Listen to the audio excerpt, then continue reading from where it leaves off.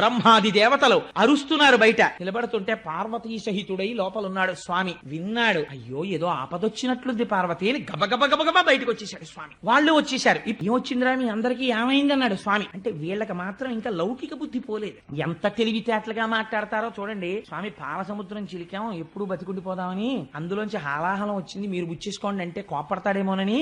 మరి ఆయన అంటే మాటలేంటి, మొత్తం విశ్వానికి తండ్రి. అందుకని ఆయన దగ్గరికి వెళ్ళి భూతేశ భూతాత్మ భూతభావన రూప దేవ మహాదేవ దేవవంద్య, ఈ లోకములకెల్ల ఈశ్వరుండవు నీవు, బంధమోక్షములకు ప్రభుడవీవు, శక్తియుతుడవీవు, శబ్ద యోనివీవు, జగదంతరత్నవీవు, ప్రాణమరయ అఖిలమునకును సమస్త బ్రహ్మాండములను ఈశ్వర స్వరూపంగా చెప్పేసి, ఈశ్వర ఈ విశ్వమంతా నిండి నిబిడీకృతమైనటువంటి వాడివి నువ్వే. మేము చెయ్యకూడనటువంటి పని ఒకటి చేశాం. ఒంటికి తీట ఉంది కదా అని ఎవరిని ముందు ప్రార్థన చేసి మొదలు పెట్టాలో ఆ జగత పితరవు వందే పార్వతీ పరమేశ్వరవు వాళ్ళకి నమస్కరించలేదు, నేర్పాలి పాఠం అనుకున్నాడు స్వామి వీళ్ళకి. అందుకని ఏమైంది, ఇప్పుడు వెళ్లి చెప్తున్నారు భుజశక్తిని వెళ్లి ఆ మందర పర్వతాన్ని పెట్టి చిలికితే అమృతం రాలేదు స్వామి, హాలాహలం బుట్టి లోకాల్ని కాల్చేస్తోంది, అది నువ్వు ఏమనుకోకు ఇలా అన్నామని నువ్వు బుచ్చేసుకో స్వామి అన్నారు. అని పైగా ఓ మాట చెప్పారు, నువ్వే భూత భవిష్యత్ వర్తమాన కాలముల రూపంలో ఉంటావు,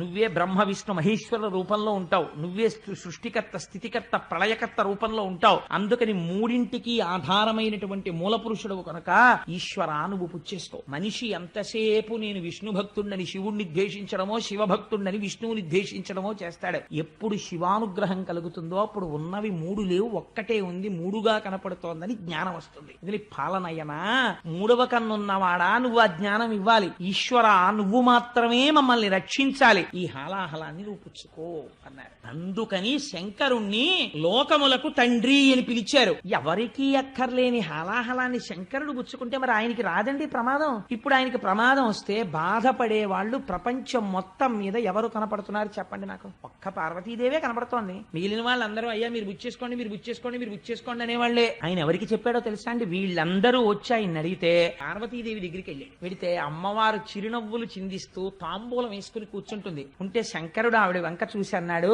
చూసావా నీళ్లలోంచి వేడి పుట్టింది పార్వతి. పిల్లలందరూ ఏడుస్తున్నారు పాపం. ప్రభు అన్నవాడు ఏం చెయ్యాలి? బిడ్డలకి కష్టం వస్తే ఆదుకోవాలి. తండ్రిని నేనుండి ప్రయోజనం ఏమిటి? పిల్లలకు ఆపదొచ్చినప్పుడు రక్షించకపోతే. అందుకని వాళ్ళని రక్షించాలనుకుంటున్నాను పార్వతి. అంటే ఏమిటి దాని ఉద్దేశ్యం? హాలాహలం ముచ్చేసుకుంటానని. అలా అంటే ఆవిడ ఏమైనా వద్దంటుందేమోనని ఇలా నరుక్కొస్తున్నాడు పిల్లల వైపు పెట్టి. ఆవిడెవరు? ఆవిడ ఈ సమస్త బ్రహ్మాండములకు ఆ బ్రహ్మకీట జనని మాతృత్వం భర్తృత్వాన్ని కూడా తోచేస్తుంది ఒక్కొక్కసారి. అందుకని అమ్మతనాన్ని ఆవిడలోంచి ఉద్భుతం చేస్తున్నాడు శంకరుడు. ఎటువంటి మహాత్యాగండి నా స్వామి.